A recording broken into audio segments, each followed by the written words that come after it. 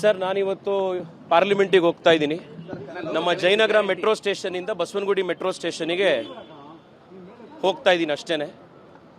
ಮೊದಲನೇದಾಗಿ ಬೆಂಗಳೂರು ಜನರ ಹೋರಾಟದ ಪ್ರತಿಫಲವಾಗಿ ರಾಜ್ಯ ಸರ್ಕಾರ ಏನು ಮೆಟ್ರೋ ದರವನ್ನು 2ನೇ ಬಾರಿ ಏರಿಸಬೇಕು ಅಂತ, ಗಾಯದ ಮೇಲೆ ಬರೆ ಹಾಕಬೇಕು ಅನ್ನುವಂಥ ಈ ಯೋಜನೆ ಹೊರಟಿದ್ರು. ಅದನ್ನು ನಿನ್ನೆ ಕೇಂದ್ರ ಸರ್ಕಾರದ ಒತ್ತಾಯದ ಮೇಲೆ ಅದನ್ನು ನಿಲ್ಲಿಸಲಾಗಿದೆ. ನಾನು ನಿನ್ನೆ ಕೂಡ ಹೇಳಿದ್ದೀನಿ, ಇದು ಕೇಂದ್ರ ಸರ್ಕಾರ ತಾತ್ಕಾಲಿಕವಾಗಿ ಕೊಟ್ಟಿರುವಂಥ ನೆರವಷ್ಟೇ. ಮೆಟ್ರೋ ದರ ಪದೇ ಪದೇ ಏರ್ತಾ ಇರುವಂಥದ್ದು ರಾಜ್ಯ ಸರ್ಕಾರ ಇಷ್ಟು ವರ್ಷಗಳು ಹಿಂದೆ ಎಲ್ಲ ಸರ್ಕಾರಗಳು ಕೊಟ್ಟಂತೆ ಬಜೆಟ್ನಲ್ಲಿ ಶ್ಯಾಡೋ ಕ್ಯಾಶ್ ಸಪೋರ್ಟು ಏನು ಬಜೆಟ್ನಲ್ಲಿ ಮೆಟ್ರೋ ಕೊಡ್ತಾ ಇದ್ರು, ಅದನ್ನು ಈ ಸರ್ಕಾರ ನಾವು ದಿವಾಳಿ ಎದ್ದೋಗಿದ್ದೀವಿ, ನಾವು ಖಾಲಿ ಟ್ರಂಕ್ ಆಗಿದ್ದೀವಿ, ನಮ್ಮ ಹತ್ರ ದುಡ್ಡಿಲ್ಲ, ಆ ಕಾರಣಕ್ಕೆ ನಮಗೆ ಕೊಡೋಕ್ಕಾಗೋದಿಲ್ಲ, ಅದನ್ನು ನೀವು ದರ ಏರಿಸಿ ಪ್ರಯಾಣಿಕರಿಂದನೇ ತಗೊಳ್ಳಿ ಅಂತ ಹೇಳಿದ್ದಾರೆ. ಆ ಕಾರಣಕ್ಕೋಸ್ಕರ ದರ ಜಾಸ್ತಿ ಆಗಿದೆ. ಬೆಂಗಳೂರಿನಲ್ಲಿ ಮೆಟ್ರೋ ದರ ಕಡಿಮೆ ಆಗಬೇಕು ಅಂತಂದರೆ ರಾಜ್ಯ ಸರ್ಕಾರ, ಹಿಂದೆ ಸರ್ಕಾರಗಳು ಯಾವ ರೀತಿ ಬಜೆಟ್ನಲ್ಲಿ ಶ್ಯಾಡೋ ಕ್ಯಾಶ್ ಸಪೋರ್ಟ್ ಮೆಟ್ರೋ ಕೊಡ್ತಾ ಇತ್ತೋ ಅದನ್ನು ಮತ್ತೆ ಮುಂದುವರಿಸಬೇಕು. ಮಾನ್ಯ ಮುಖ್ಯಮಂತ್ರಿಗಳು, ರಾಜ್ಯ ಸರ್ಕಾರ ಫೇರ್ ಫಿಕ್ಸೇಷನ್ ಕಮಿಟಿ ಎದುರುಗಡೆ ನಮ್ಮ ಹತ್ರ ಆರ್ಥಿಕ ಸ್ಥಿತಿ ಇವತ್ತು ಭಾಳ ಕಷ್ಟದಲ್ಲಿದ್ದೀವಿ, ನಮಗಿದನ್ನು ಕಂಟಿನ್ಯೂ ಮಾಡೋಕ್ಕಾಗಲ್ಲ ಅಂತ ಹೇಳಿದ್ದಾರೆ. ಇದು ಭಾಳ ಚಿಂತೆಗೀಡುವಂಥ ಒಂದು ವಿಷಯ. ರಾಜ್ಯದ ಸ್ಥಿತಿ ಹೀಗಾಗಿದೆಯಾ ಅಂತ ಬರ್ತಾ ಇರೋ ಬಜೆಟ್ ಸೆಷನ್ನಲ್ಲಿ ಮುಖ್ಯಮಂತ್ರಿಗಳು ಶ್ವೇತಪತ್ರ ಹೊರಡಿಸಬೇಕು. ರಾಜ್ಯದ ಆರ್ಥಿಕ ಶಕ್ತಿ ಏನಿದೆ, ಆರ್ಥಿಕತೆ ಏನಿದೆ, ನಿಜವಾಗ್ಲೂ ಕೂಡ ನಮ್ಮ ಹತ್ರ ನಾವು ದಿವಾಳಿ ಎದ್ದೋಗಿದ್ದೀವ, ನಿಮ್ಮ ನಾಯಕತ್ವದಲ್ಲಿ ಖಾಲಿ ಟ್ರಂಕ್ ಆಗಿದೆಯಾ ರಾಜ್ಯದ ಖಜಾನೆ, ಇದ್ರ ಬಗ್ಗೆ ಕ್ಲಾರಿಟಿ ಕೊಡಬೇಕು ಅಂತ ಆಗ್ರಹ ಮಾಡ್ತಾ ಇದ್ದೀನಿ. ಮತ್ತೊಮ್ಮೆ ಬೆಂಗಳೂರಿನ ನಾಗರಿಕರಿಗೆ ಇವತ್ತು ನಮಗೆ ಸಿಕ್ಕಿರುವಂಥ ಈ ಯಶಸ್ಸಿಗೆ, ಮೆಟ್ರೋ ದರವನ್ನು ಇಳಿಸಿರುವಂಥ, ತಾತ್ಕಾಲಿಕವಾಗಾದರೂ ತಡೆ ಹಿಡಿದಿರುವಂಥ ಈ ಪ್ರಯತ್ನಕ್ಕೆ ಅವರಿಗೆ ಅಭಿನಂದನೆ ಸಲ್ಲಿಸ್ತೀನಿ. ಅವರ ಬೆಂಬಲಕ್ಕೆ ಯಾವಾಗಲೂ ಕೃತಜ್ಞತೆಯಿಂದ ಇರ್ತೀವಿ ಅಂತ ಈ ಸಂದರ್ಭದಲ್ಲಿ ಜನಕ್ಕೆ ನಮಸ್ಕಾರ ಮಾಡ್ತೀನಿ. ಪಾರ್ಲಿಮೆಂಟ್ ನಡಿಬೇಕಲ್ಲ ಸರ್, ಇವ್ರು ಎಲ್ಲಿ ಬಿಡ್ತಾ ಇದ್ದಾರೆ ಕಾಂಗ್ರೆಸ್ನವರು?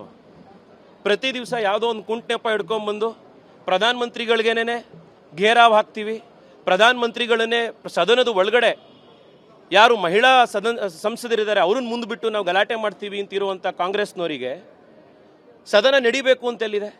ಸದನ ನಡೆದ್ರೆ ಈ ಥರದ ವಿಷಯಗಳು ಚರ್ಚೆ ಬರ್ತವೆ. ಇವ್ರಿಗೆ ಸದನ ನಡಿಬೇಕು ಅನ್ನೋದೇ ಇಲ್ಲ. ಇದು ಇವತ್ತಾಗಿರುವಂಥ ವಾಸ್ತವ ಸ್ಥಿತಿ.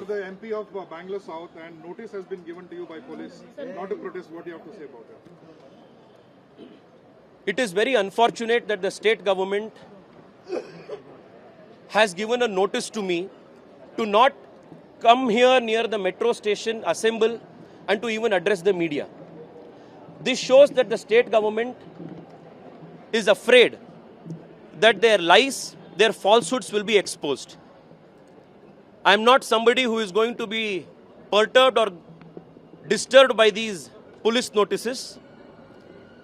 The BJP and the culture of the BJP has trained us to fight against Mamata Banerjee facing her country bombs, TMC goons, by going inside her den in West Bengal.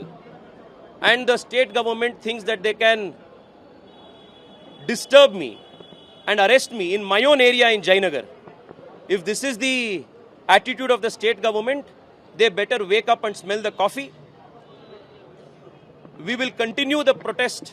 We will continue our fight for better public transport. We will continue to raise our voice for better infrastructure for Bangalore. We will continue our fight to make Bengaluru a congestion-free city that is one of the most livable cities in the world. This is our vision. You are carrying a trunk, sir, symbolic of notice. Can you just show the trunk? This is an empty trunk. Which is symbolic of the state of finances of the Congress government. And this is not my assertion. The Chief Minister himself, the government of Karnataka himself has said before the Fair Fixation Committee that they don't have the financial mismanagement of the state by the Congress government cannot be the reason as to why citizens must be burdened by increased metro fares. Public transport must be affordable, and in a city like Bangalore, affordable, accessible public transport is a fundamental right of citizens. Thank you.